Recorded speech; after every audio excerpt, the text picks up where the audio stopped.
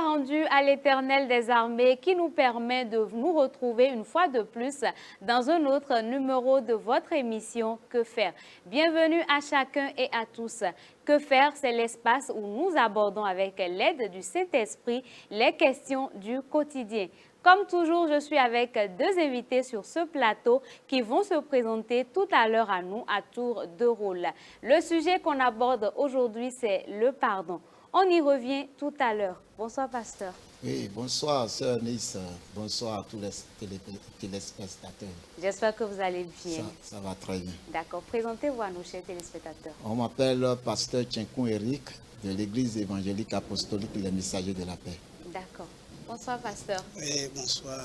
Comment allez-vous? Je vais très bien par la grâce de Dieu. Amen. Présentez-vous à nos chers téléspectateurs. Moi, on m'appelle pasteur Ambroise Diagui, pasteur principal du ministère de l'Évangile de Christ pour le combat spirituel. D'accord. Je le disais à l'instant, nous parlons du pardon. Selon la Bible, qu'est-ce que le pardon? Ok. Selon la Bible, le pardon est une grâce. C'est une grâce que le Seigneur Jésus-Christ nous a donnée. Qu'est-ce que nous entendons par cette grâce? C'est que tout le monde était sous le péché. Et ce péché, on ne pouvait pas blanchir ce péché sans le sang humain. Mais à un moment donné, tout le monde était pécheur. Et le Seigneur, cherchant le sang pur, ne peut pas trouver ça parmi les humains, à part de donner son Fils unique qui est venu verser ce sang pour nous racheter. Et à lui, le Seigneur a donné le pardon du monde entier, afin que quiconque croit en lui reçoit ce pardon de lui. Ça, c'est le pardon que Christ nous a donné. Mais Christ, ayant reçu ce pardon, nous a donné ce commandement-là envers nos frères et sœurs de pardonner. De pardonner. Donc, pardonner nos frères, c'est donner par-dessus ce que la personne a fait. Donc, en tant que tel, lorsqu'on parle du pardon, il y a un offensé et il y a un offenseur. Et donc, souvent, c'est l'offensé qui est en position d'aller pardonner. L'offenseur, lui, s'en fout. Lui, s'en fout, à moins qu'il revienne à la repentance pour qu'il prenne la conscience de ce qu'il a fait. Donc, l'offensé, lui, il y a beaucoup de choses sur lesquelles peut-être nous allons encore revenir dans l'émotion certainement, qui est en position d'aller pardonner, c'est-à-dire lui laisser sa faute, de ne plus retenir les charges que lui, il a retenues contre lui, c'est-à-dire ne plus le punir par rapport à ce qu'il a retenu contre l'offenseur. Voilà un peu. Merci beaucoup, pasteur. Pasteur, qu'est-ce que c'est que le pardon selon la Bible? Oui, sœur Nice, selon la Bible, le pardon, c'est la rémission des péchés, la rémission des offenses. Le pardon, c'est pardonner les fautes, pardonner une plainte. La Bible affirme dans le livre des Romains, chapitre 5, le verset 8, que Dieu prouve son amour envers nous en ce qu'il a donné son Fils unique pour les offenses. Oui. Voilà un peu ce que je peux détailler sur pardon. Sinon, son contraire, c'est la haine. Et celui qui vit sans le pardon vit dans le lien de la colère, de l'animosité, de la vengeance contre son prochain. Est-il facile de pardonner? Bien sûr, il est facile de pardonner lorsque nous avons la conversion en Christ. Parce que Dieu dit dans Matthieu 14, dans Matthieu 6, le verset 14, le verset 16, qu'il faut pardonner son prochain. Sans quoi nous n'aurons pas la rémission de nos péchés. En cela, il faut pardonner. Si nous ne pardonnons pas, cela veut dire que nous sommes en séparation directe avec Dieu. Nous n'avons plus aucune relation avec Dieu. D'accord, merci beaucoup, pasteur. Est-il facile de pardonner? Ok, merci. Comme mon prédécesseur l'a dit, le pardon, que nous le veuillons ou non, c'est une épreuve. C'est une épreuve.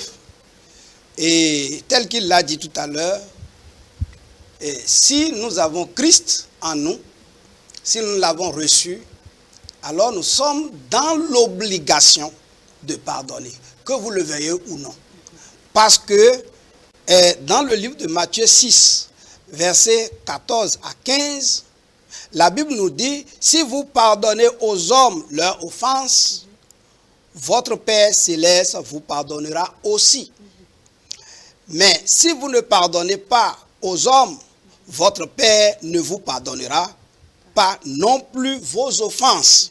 C'est-à-dire que le manque de pardon transporte des maux et ouvre des portes au diable de venir rentrer dans la vie des enfants de Dieu. On ne parle plus de ce qu'il y a dans le monde, mais pour nous les enfants de Dieu qui voudrions obéir à la parole de Dieu, nous devons, par rapport à ce que Christ a donné, moi j'appelle ça un commandement, parce qu'il dit pardonner.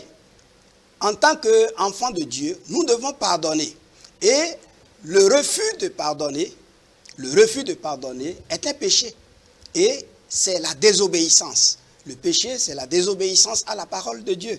Donc, si nous portons sur ce message que Christ nous a donné, le manque du pardon est un péché. Le manque du pardon est un péché. Et donc, nous sommes, en tant que chrétiens, dans l'obligation de pardonner. Et là, si chacun de nous connaît cette parole et sait que c'est une obligation, à partir du moment où vous vous rendez compte que vous avez offensé quelqu'un, vous devez chercher à vous rapprocher de lui pour lui demander pardon. Et le pardon aussi, c'est un acte de cœur. Parce que vous pouvez aussi vouloir pardonner et l'autre peut refuser. Et là, ça complique les choses. Vous voyez. Oui. Donc, voilà un peu ce que je peux dire par rapport à la facilité de pardon. D'accord. Pasteur, êtes-vous d'avis avec le pasteur que le refus de pardonner est un péché? Le pasteur Ambroise, vraiment, je suis tellement content de ce qu'il vient de développer en ce qui concerne le refus du pardon. Moi, je vais juste compléter que celui qui refuse de pardonner refuse directement la bénédiction de Dieu et demeure dans la malédiction. Et c'est de ça que j'accentue que si nous voulons vivre la bénédiction de Dieu et être en relation directe avec Dieu, nous devons directement laisser la faute de l'oppresseur et en même temps lui pardonner ses fautes. Cela ne symbolise pas, si nous pardonnons à notre oppresseur, l'oppresseur va changer. C'est en cela que nous devons comprendre de garder la paix avec lui et vivre avec Dieu dans la relation. D'accord. Quand on nous offense et que nous avons du mal à pardonner, on décide finalement de pardonner, est-ce qu'on peut pardonner et ne pas oublier ce que la personne a fait? Et est-ce que là, le pardon est complet? Bien sûr, oui. Quand nous pardonnons, la blessure est là. Mais puisque la loi divine nous exige le pardon absolu, avant d'avoir la paix avec Dieu, nous sommes d'office de pardonner, mais de faire attention à celui qui est notre offenseur ou l'oppresseur? Pasteur Ambroise, est-ce que vous êtes du même avis? Oh, moi, tel que nous avons commencé et nous avons donné la définition du pardon, j'avais dit que pardonner, c'est le fait de ne plus retenir les charges contre l'offenseur. Et la question qui est posée, si je peux le répéter, Oui. c'est est-ce qu'on peut pardonner et oublier l'offense? Moi, je dirais tout de suite non. L'offense ne s'oublie pas. Cela ne veut pas dire que si je n'ai pas oublié l'offense qui m'a été faite, que je continue de retenir les charges que j'avais en mon sein contre la personne. Si je l'ai pardonné, c'est que j'ai oublié ce qu'il a fait, hein, entre griffes. Mais oublier ne veut pas dire ne plus se souvenir. Je me souviendrai bien sûr, puisque c'est enregistré dans notre carte SIM qui est dans notre tête, n'est-ce pas? Oui. Et puis si c'est là, c'est normal que le fichier repasse encore dans notre tête et que nous puissions encore à un moment donné, il m'avait fait ça, mais je l'ai pardonné, donc c'est terminé. Mais est-ce que dans ce cas, on n'est pas obligé d'être sur ses gardes parce qu'on a déjà eu ce coup-là avec la personne? Mais si on doit être sur ses gardes, est-ce que le pardon est complet? Oh, lorsque vous pardonnez à quelqu'un, le pardon n'a pas refusé de ne pas se méfier de la personne. Cela ne veut pas dire que vous ne l'avez pas pardonné. C'est parce que vous ne voulez plus retomber dans cette douleur-là. Parce que si on vous offense, je ne sais pas quelle est la qualité de l'offense, mais l'offense, ça donne de la douleur. Et si nous devons rentrer même dans les conséquences des offenses par rapport à ce que les gens font, et je dirais que l'offense, lorsque vous avez de l'offense, vous avez de douleur en vous. Et ça, c'est de l'émotion. Cela peut déboucher, lorsque vous continuez de garder cela en votre sein, cela peut déboucher sur des maladies. Et c'est vous qui en souffrez. Alors que celui qui vous a offensé, lui, il est libre là-bas. C'est là que nous, en tant que chrétiens, si nous comprenons ces choses-là, nous ne devons pas garder les offenses en nous. Nous devons les relâcher. Cela ne veut pas dire qu'on ne se souvient pas. Et Dieu ne nous demande pas de ne pas nous méfier. Je peux me méfier de toi. Cela ne veut pas dire que je ne t'ai pas pardonné. C'est le fait de craindre que tu me le refasses. Lorsque nous marchons ensemble, à un moment donné, je pourrais me rendre compte que tu as changé et puis petit à petit je me donne et là j'oublie totalement et je ne retiens plus, c'est-à-dire, qu'est-ce que je dirais? Quoi que ce soit dans mon cœur, voilà. À ton encontre. Voilà. D'accord. Pasteur, est-ce que vous avez des conséquences à partager avec nous, des conséquences d'offense à partager avec nous? Ah oui. Je me rappelais, lorsqu'ensemble, Dieu m'a fait grâce à voyager avec un collègue serviteur de Dieu. On a voyagé dans un pays étranger. Et nous avons partagé la même chambre d'hôtel. Le troisième jour, lorsque je sentais des malaises, je sentais qu'il y a des aiguilles qui sortent dans un pistolet qui viennent traverser à la poitrine, un peu partout.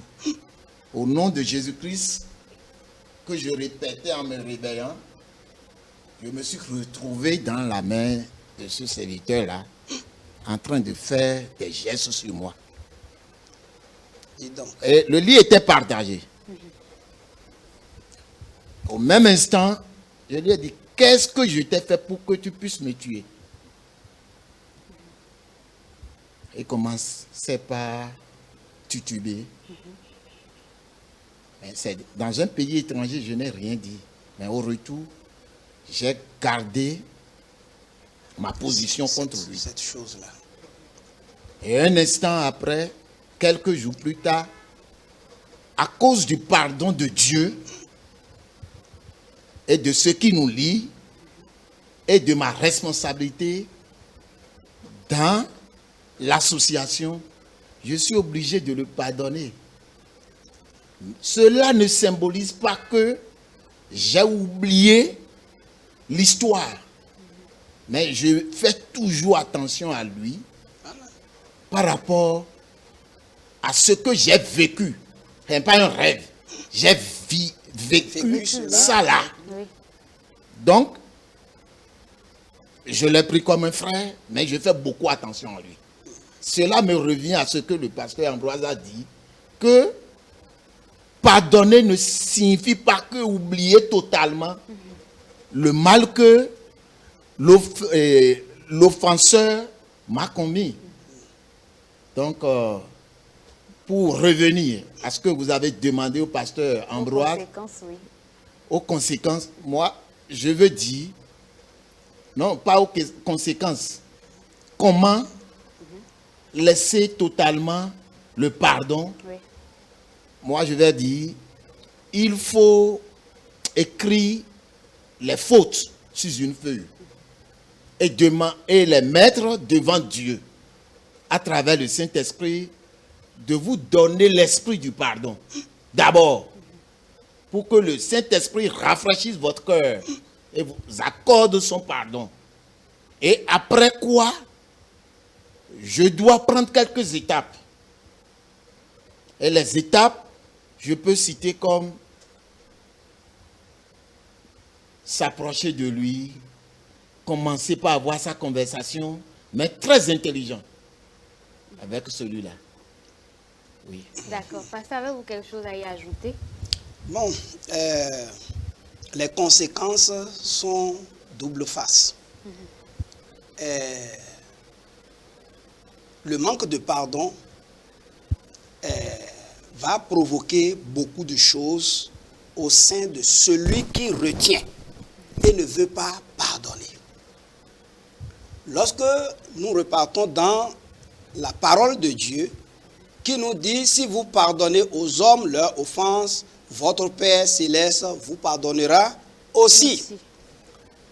Cela veut dire que si vous retenez en vous la chose et que vous bloquez et que vous ne voulez pas pardonner, Dieu ne vous écoutera plus.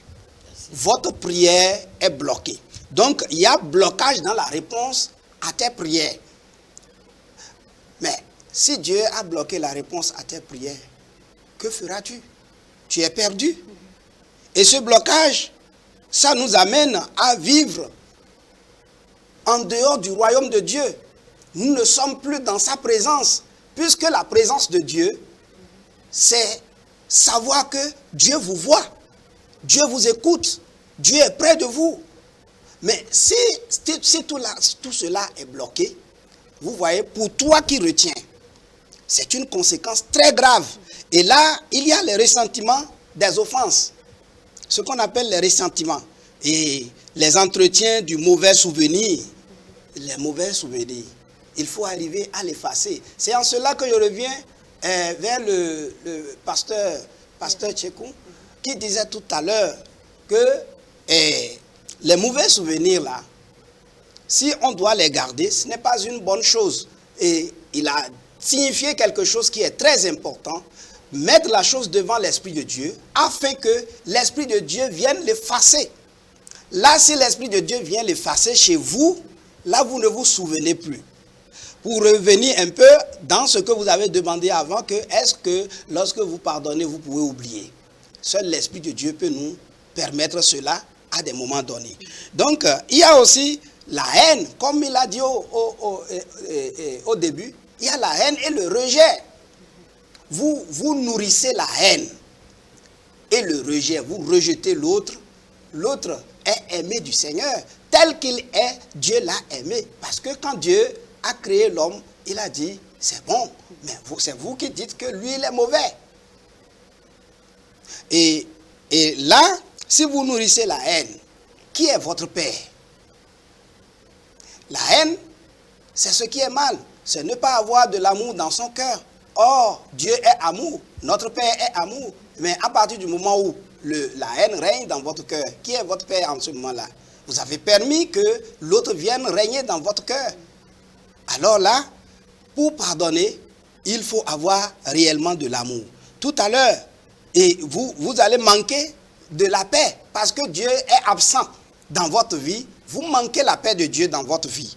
Et vous manquez la joie. Celui qui est en colère, parce que lorsque vous ne pardonnez pas, ça signifie que vous êtes aussi en colère. Et celui qui est en colère manque de la joie. Il a du mauvais sang qui circule en lui. Il y a le mauvais sang qui circule dans ses veines et c'est lui qui ressent cela. L'offenseur lui-même n'a pas, lui, il a même déjà oublié. Il ne sait même pas ce qui se passe dans votre corps. Vous voyez, oui. Vous vous faites ainsi du mal. Donc en tant que chrétien, nous devons rester dans l'obligation, comme Christ nous l'a recommandé, de pardonner notre prochain. D'accord. On va revenir à toutes ces questions-là tout à l'heure. Nous allons suivre l'histoire du jour. Il s'agit de deux sœurs qui viennent partager leurs préoccupations avec nous. Voici l'histoire du jour. Chers téléspectateurs, je m'appelle Jeannette, j'ai 37 ans. Alors si je suis ici, c'est pour que vous m'aidez à implorer le pardon de ma petite sœur qui est juste à côté de moi. Alors, il y a de cela 10 ans, peut-être un peu plus, je vivais au village avec mon père et ma petite sœur. Maman nous avait déjà quittés un peu plus tôt. Alors, par la force des choses, papa aussi nous a quittés. Et après son départ, après son décès, on vivait avec une tante très âgée. Alors à l'époque, avec les amis et tout ce qu'on se racontait,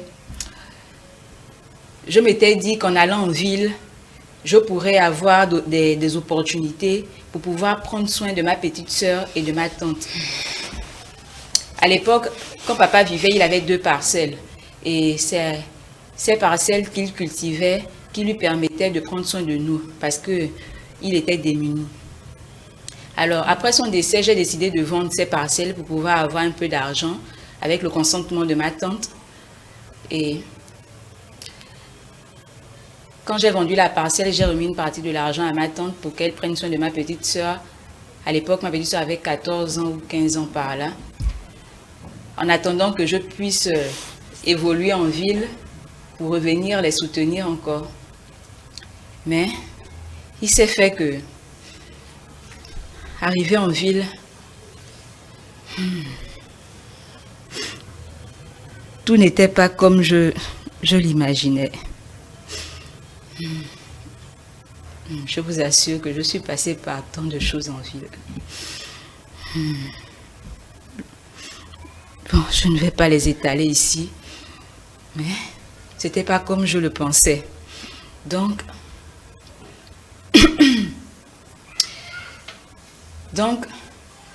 j'ai perdu tout contact avec ma petite sœur et ma tante.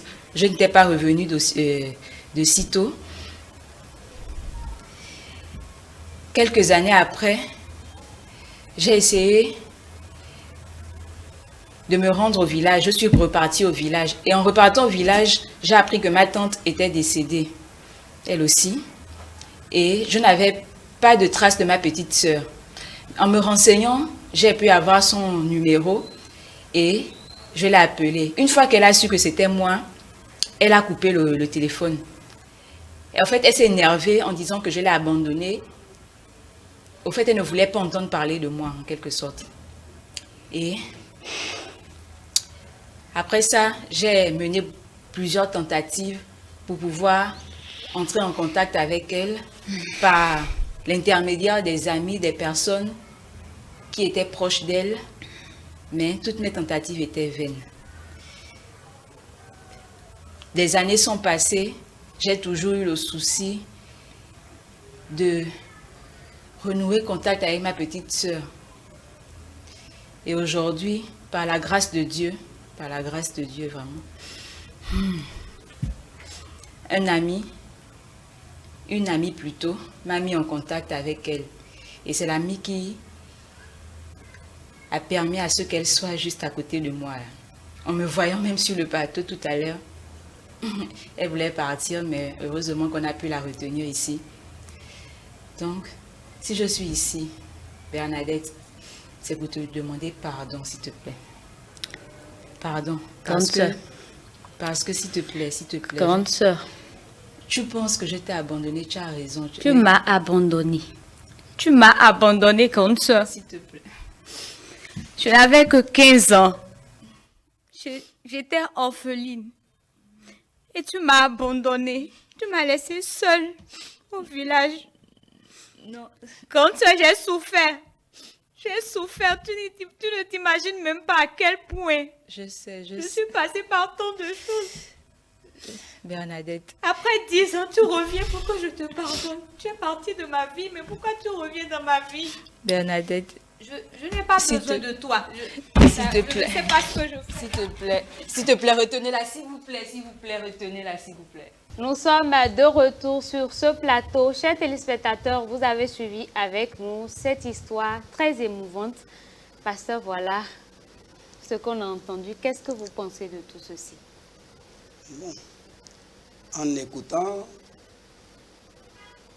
tout ce qui vient de se passer, lorsque nous prenons les deux sœurs étaient distantes l'une de l'autre, de manière que aucune d'elles ne sait ce qui se passait dans la vie de chacune d'elles.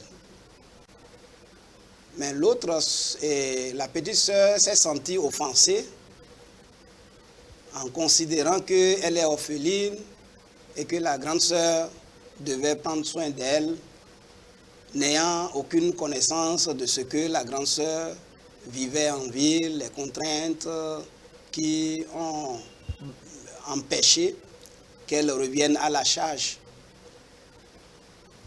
Aujourd'hui, ce que je pense de cela, c'est que l'Esprit de Dieu touche le cœur de la petite sœur pour qu'elle revienne d'abord à de bons sentiments et qu'elle veuille écouter. Je ne sais pas si la petite sœur a reçu Christ. Si elle a reçu Christ, j'aimerais lui adresser cette parole que nous sommes en train de discuter tout à l'heure. Si elle garde cette offense en elle, c'est contre sa propre santé.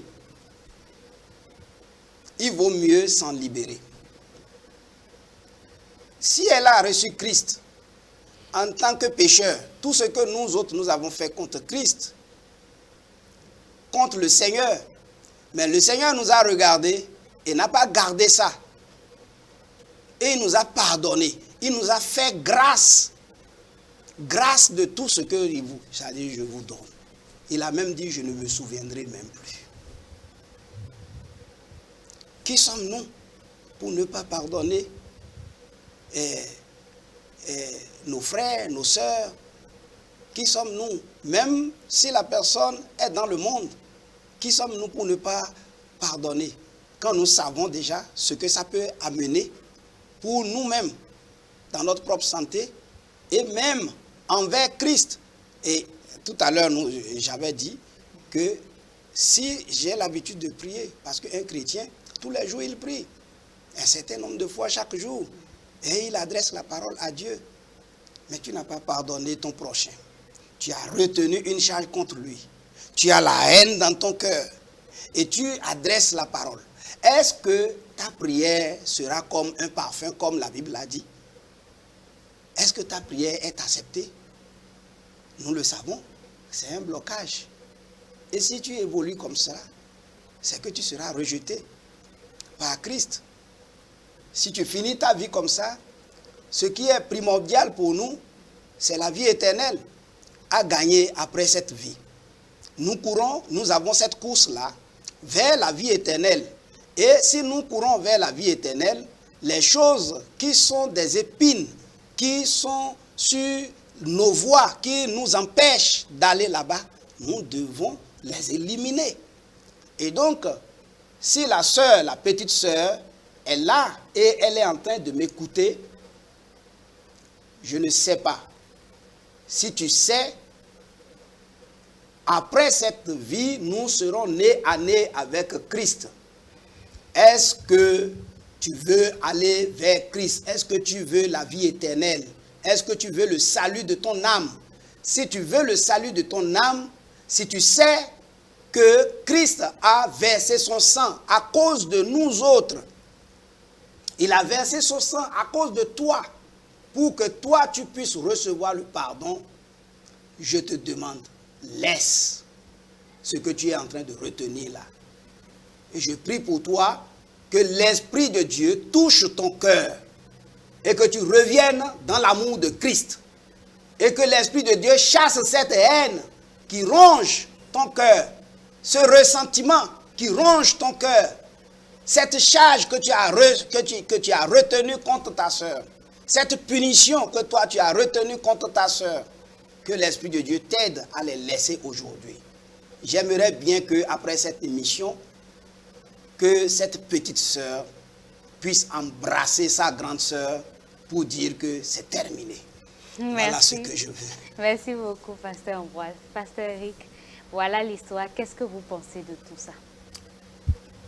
J'ai observé dans l'histoire et j'ai vu les deux sœurs orphelines et ce qui les lie.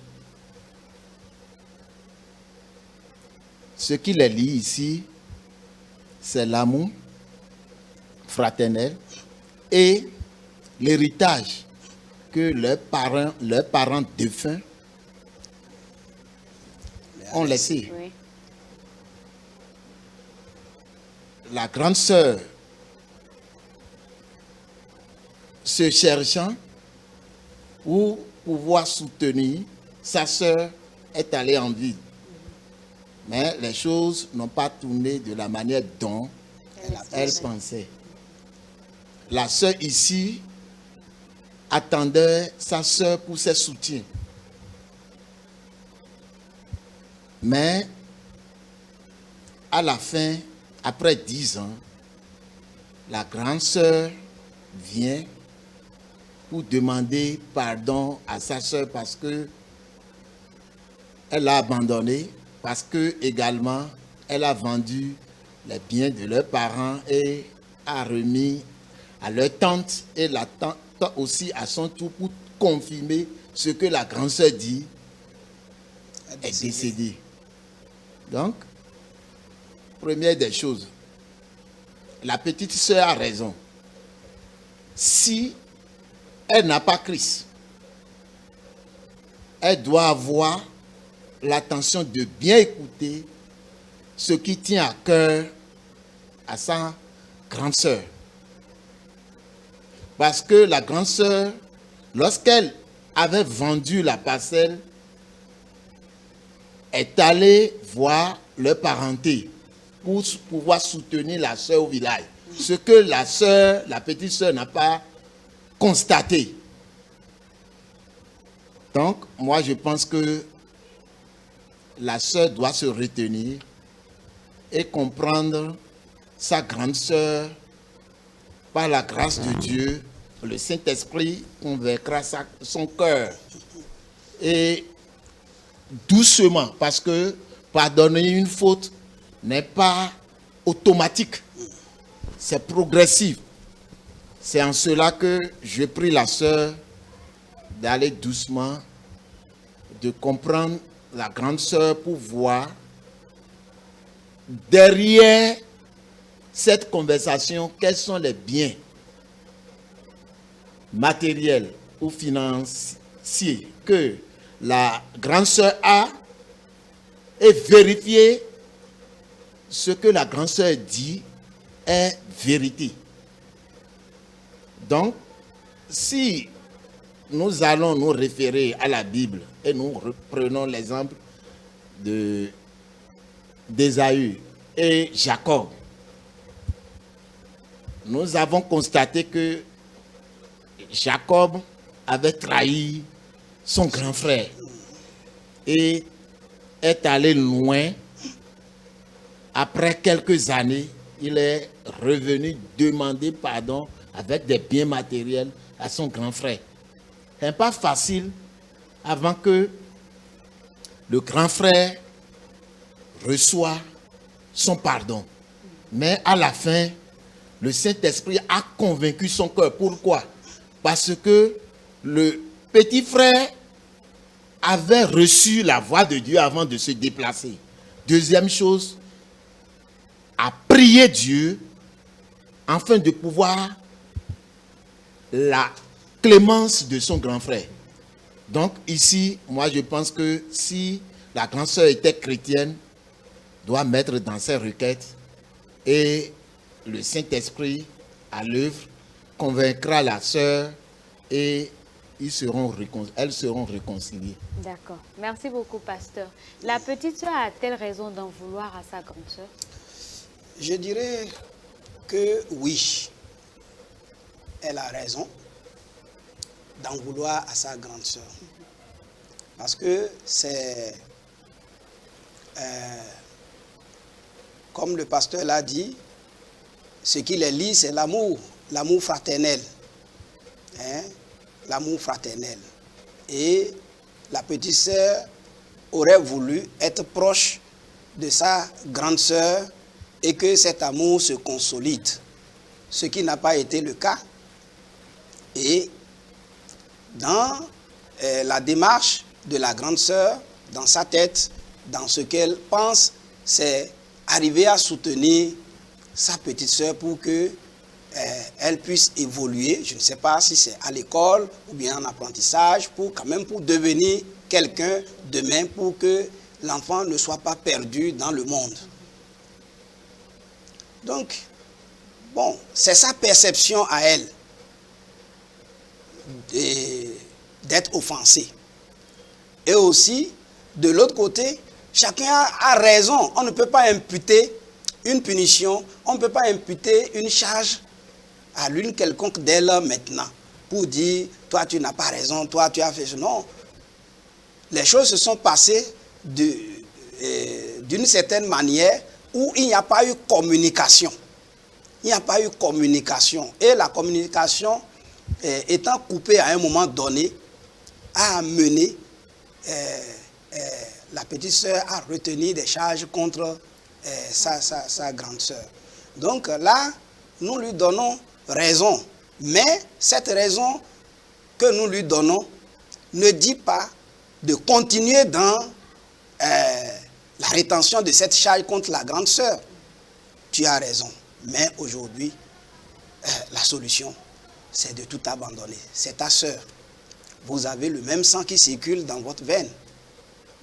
Est-ce à dire que là où la petite sœur est là maintenant, si elle trouve sa grande sœur dans un danger terrible qu'elle abandonnerait, je ne pense pas. L'amour va parler. Si l'amour là est encore dans son cœur, je lui demande de revoir encore sa copie. D'accord. Le pasteur Eric tout à l'heure disait que le pardon était progressif. Oui. Est-ce que la sœur, la grande sœur, doit attendre que la petite sœur digère un peu avant de revenir vers elle, ou comment cela va se passer? C'est vrai. Pour certaines personnes, quand ils sont dans un état de colère, ce n'est pas du jour au lendemain, ils reviennent en eux-mêmes. Et ce comportement-là est un comportement relatif. Ça dépend de la personne. Si l'humeur de la petite sœur est telle que elle ne digère pas ces choses-là automatiquement,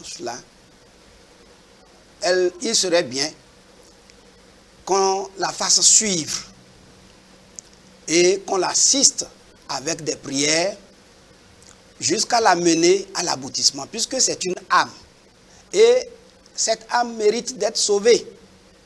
Pas nous qui allons la sauver, mais nous ne sommes que l'âne du Seigneur, hein, sur lequel le Seigneur vient monter pour faire son travail. nous allons nous donner pour faire cela, D'accord. si le Seigneur le veut. D'accord.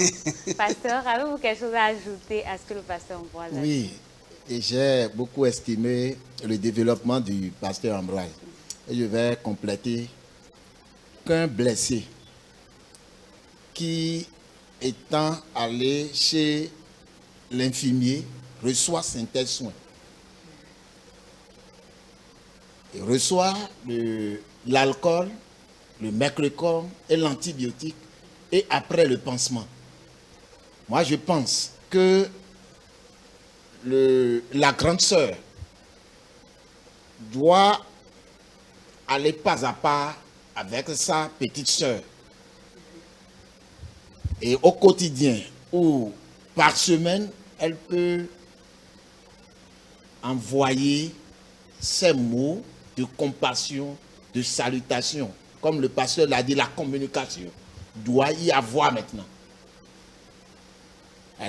Elle doit commencer par appeler sa sœur et amortir son cœur progressivement, partager les mots de grâce avec sa sœur, et progressivement la sœur va s'abaisser.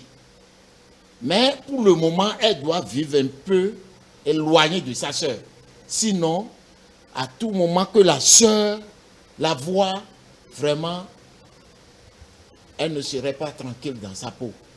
Donc à cela, j'invite la grande sœur d'être un peu éloignée pour que l'âme de sa sœur se rafraîchisse. Et à travers le Saint-Esprit et ses communications, je suis convaincu que le Saint-Esprit rafraîchira son âme et son cœur, et elle reviendra en elle-même et l'amour reprendra. Amen. Pasteur Ambroise, si vous avez un dernier conseil à donner à ces deux sœurs, ce serait lequel? Dieu nous a recommandé l'amour, qui est le plus grand commandement. J'aimerais inviter les deux à héberger l'amour de Dieu dans leur cœur. Et seul cet amour pourra les permettre de venir à bout de leurs problèmes. C'est tout ce que je peux leur dire. D'accord, merci beaucoup, pasteur. Et vous, pasteur Eric, avez-vous un dernier conseil à donner à ces sœurs? Oui, j'exhorte les sœurs à avoir plus d'amour. L'amour de Dieu qui pardonne tout, qui oublie tout. Dans l'amour de Dieu, il n'y a pas la vengeance. Il n'y a pas l'opposition. Tous les biens matériels ou financiers sont pour ici-bas. La bénédiction de Dieu est notre bénédiction. Et cette bénédiction, c'est Jésus qui nous garantit tous les biens célestes. Donc je les exhorte à donner leur vie à Christ, parce que c'est en Christ qu'il y a le pardon des péchés. Si nous n'avons pas Jésus, nous allons vivre la malédiction. Et si nous acceptons la grâce divine de Dieu, qui est son Jésus, alors je suis convaincu que la paix reviendra dans cette famille. D'accord, amen. Pasteur Eric, pasteur Ambroise, c'est un plaisir pour moi de vous avoir eu sur ce plateau pour cet instant. Merci à vous, chers téléspectateurs. Merci également à vous de nous avoir suivis. Chère sœur Bernadette et sa grande sœur, j'ai un verset à partager avec vous. Il est dit, si vous pardonnez aux hommes leurs fautes, votre Père Céleste vous pardonnera aussi. C'est mon conseil, vous l'avez constaté, nous sommes à la fin. N'hésitez surtout pas à partager vos histoires avec nous sur le plus 229 61 31 07 70. Plus 229 61 31 07 70. Prenez soin de vous et d'ici là, portez-vous bien.